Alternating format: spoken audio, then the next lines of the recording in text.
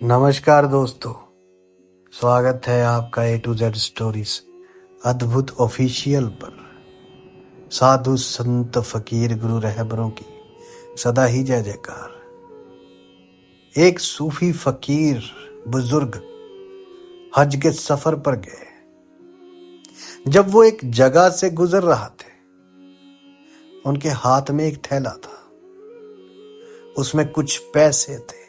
अचानक एक चोर उनके हाथ से थैला छीनकर भाग गया। जब चोर काफी दूर निकल गया, तब अचानक चोर की आंखों की रोशनी खत्म हो गई। आंखों की रोशनी जाते देख उस चोर ने रोना शुरू कर दिया। जब लोगों ने चोर से पूछा, भाई क्या हुआ, तो वो कहने लगा, मैंने एक आदमी का थैला छीना है। वे कोई बड़ा परमात्मा का करीबी बंदा लगता है, उस रब का करीबी बंदा लगता है। मेरी आंखों की रोशनी चली गई। खुदा के लिए मुझे उसके पास पहुंचा दो ताकि मैं उससे माफी मांग सकूं। जब लोगों ने पूछा कि ये किस्सा कहां पेश आया, तो कहने लगे, इस जगह पे नाई की दुकान के करीब ये जो घटना है वो पेश आई। लोग उसको उस दुकान पर ले गए और नाई से पूछा कि इस तरह का कोई आदमी यहां से गुजरा है, कोई फकीर, कोई बुजुर्ग, आप उसे जानते हो? उसने कहा, मुझे उसका घर तो पता नहीं है, हाँ मगर नमाज के लिए वे आते जाते रहते हैं। अगली नमाज के लिए फिर आएंगे। ये लोग इंतजार में बैठ गए कि वे बुजुर्ग, वो फकीर अपने वक्त पर तशरीफ लाए।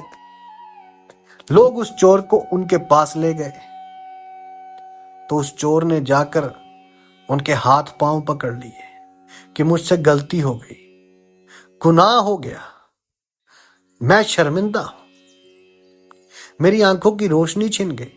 आप अपने पैसे वापस ले लीजिए और मुझे माफ कर दीजिए ताकि परमात्मा मेरी आंखें ठीक कर दे। वे बुजुर्ग कहने लगे कि मैंने तो तुझे पहले ही माफ कर दिया। यह सुनकर चोर बड़ा हैरान हुआ। कहने लगा, जनाब, मैं तो आपका थैला छीन कर भागा और आप कहते हैं कि माफी मांगने से पहले ही माफ फरमा दिया। वे कहने लगे, हाँ, मेरे दिल में कोई बात आ गई थी। फरमाने लगे कि मैंने एक जगह पढ़ा था कि क़यामत के दिन जब मेरा हिसाब पेश किया जाएगा तो मैं उस वक्त तक बख्शा नहीं जाऊंगा जब तक मेरा फैसला नहीं हो जाता।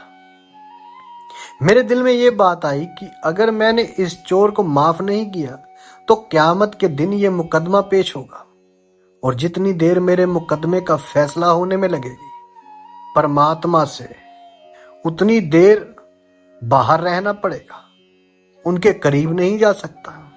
इसलिए मैंने माफ कर दिया कि ना तो मुकदमा पेश होगा, ना ही मेरे महबूब को उससे मिलने में देरी लगेगी। और उनका क्या मालूम फिर कब मिलना हो, मिल भी पाऊं या नहीं मिल पाऊं। इस कहानी को जरा गौर से समझिए। तुम दुनिया को माफ नहीं करते, उनकी कही हुई बातों को भूलते नहीं, उनके किए हुए व्यवहार को भूलते नहीं, तुम कैसे अपने भीतर जा सकोगे? वक्त गुजरता जा रहा है, वक्त गुजरता जा रहा है, मुकदमे का नहीं पता, सांस रुक जाएगी, सब मुकदमे छूट जाएंगे।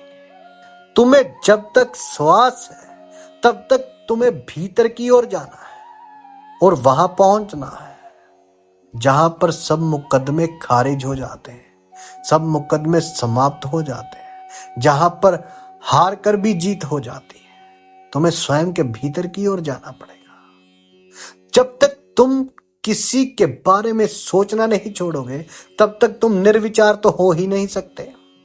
तो उसने किया तो उसकी मर्जी, जो हो गया सो हो गया। तेरे फैसले पे करूं ना कोई सवाल, मेरे इश्क की तो इतनी सी पहचान है, बस और कुछ नहीं रह जाता इसके बाद। आगे उसकी मर्जी पे छोड़ दो, जो वो करे उसकी मौज, जैसे फकीर ने किया। वो लेकर गया था पैसे, उसने माफ कर दिया। माफी मांगे बिना ही माफ कर दिया। माफ कर दोगे तो तुम्हारा बोझ उतरता जाएगा। वैसे भी कितने बोझ ढो रहे हो तुम लोग। स्वयं से बोझ उतारना है तो माफ कर दो और जाने दो। उसने गाली दी तो उसका जुबान, मुझे उससे कोई फर्क ही नहीं पड़ता। मुझे उससे कोई लेना देना ही नहीं। मेरा परमात्मा जाने। फकीर के पास आया माफी मांगने तो उसने कहा मैंने तो माफ कर दिया, तुम जा सकते हो। और वापिस उसी के पास इंसान आता है जो माफ करने लायक होता है और माफ करता है।